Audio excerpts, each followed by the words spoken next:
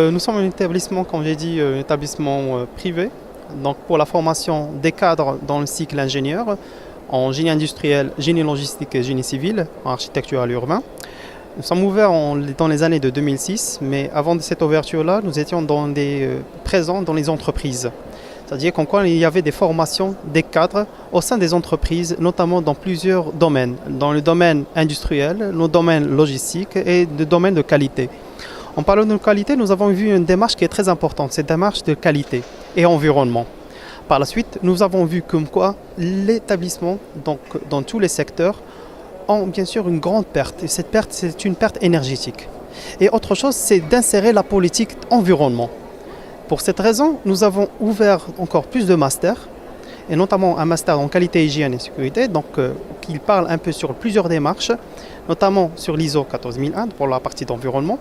Et bien sûr, on n'a même pas que juste des masters qui sont spécialisés dans le domaine d'environnement, on a même des matières, par exemple dans le génie civil, qu'on fait rentrer par exemple le HQE, c'est la haute qualité environnementale. Et bien sûr, ce qu'on explique aux étudiants, aux élèves ingénieurs, en formation initiale autant que la formation continue, donc cours du jour, cours du soir, on leur forme bien sûr une culture dans le domaine des énergies. Donc c'est-à-dire comment on peut réduire une consommation énergétique, notamment dans le bâtiment, notamment dans l'entreprise.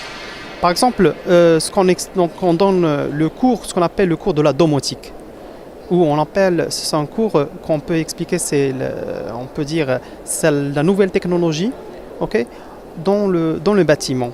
Ce qui peut réduire bien sûr la consommation énergétique dans le bâtiment, ce qui peut drainer bien sûr, avoir une bonne isolation thermique en tant qu'acoustique, afin de réduire bien sûr cette consommation, cette lourde facture énergétique. Et on peut bien sûr, on explique pour les gens en génie industriel, on leur donne même un module, ce qu'on appelle énergie-environnement. On leur explique comment on peut bien sûr réduire cette facture afin d'être un peu indépendant des voisins, donc ce qu'on appelle l'indépendance énergétique.